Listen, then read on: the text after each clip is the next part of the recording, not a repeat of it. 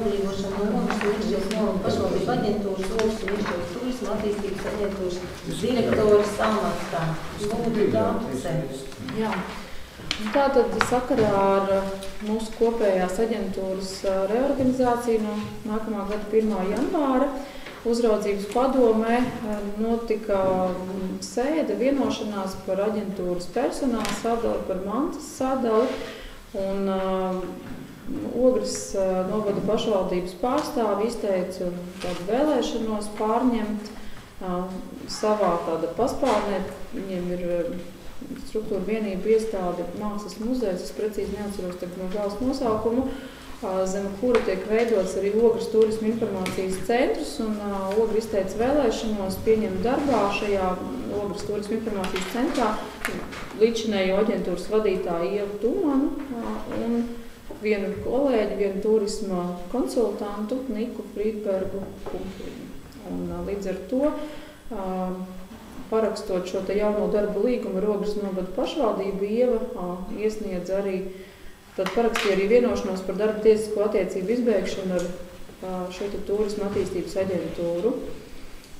Uzraudzības padomi ir apstiprinājuši šo direktoru atbrīvošanu no amata ar 31. decembri un jau ir sagatavojis sludinājumu, saskaņā ar kuru tad tiks meklēts jauns kandidāts aģentūras direktora amatam. Sludinājums saskaņā ar likumdošanu jāpublicē ir abu administratīvo teritoriju laikrakstos un abu pašvaldību mājaslapās internetā. Diemžēl mūsu Iekšzemes novada pašvaldības informatīvais izdevums Iekšzemes vēstis iznāks tikai janvāra vidū aptuveni. Līdz ar to, paredzot vēl saprātīgu pieteikšanās termiņu, mēs varam prognozēt, ka ātrāk kā februārī mēs šo kandidātu nevarēsim noteikt, jo arī intervijas, protams, jāorganizē. Līdz ar to uzraudzības padome iecēla pagaidu šo pienākumu izpildītāju.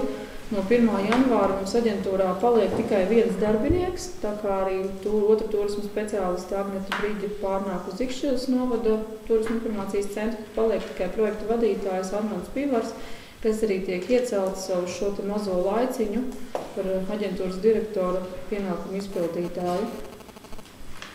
Lūk, un tā kā iestāžu vadītāji tiek atbrīvoti no amata ar domju lēmumiem, tad identisks lēmums tiek virzīts arī izskatīšanai Ogres novada domas sēdē.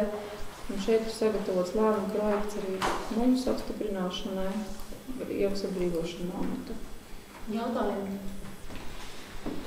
Kas par sagatavot šo lēmumu projektu virzīšanai domas sēdē? Spēk? Apturās?